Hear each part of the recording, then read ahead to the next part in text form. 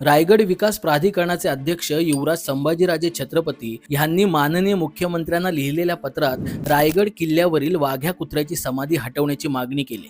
आता ही मागणी का होते, तर वाघ्या कुत्र्याला इतिहासामध्ये कोणतंही स्थान नाहीये. पण हे खरंच आहे का? चला बघूया. आपण शिवकालीन इतिहास पाहिला तर त्यामध्ये सर्वोच्च मान्यता मिळालेलं लिखाण म्हणजे श्री शिवभारत, पण ते अर्धवटच उपलब्ध आहे. आणि त्यानंतर सर्वात विश्वसनीय लिखाण मानलं जातं ते म्हणजे सभासद बखर. ही बखर छत्रपती राजाराम महाराज यांनी लिहून घेतली.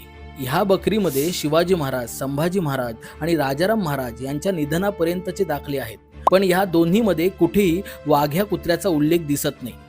वाघ्या कुत्र्याचा पहिल्यांदा उल्लेख होतो तो 1905 मध्ये जी ग गोगटे यांनी लिहिलेल्या महाराष्ट्र देशातील किल्ले ह्या पुस्तकामध्ये तो पहिल्यांदा दिसून येतो. त्यात एक प्रसंग असा लिहिला गेलाय की शिवाजी महाराजांचं निधन झाल्यानंतर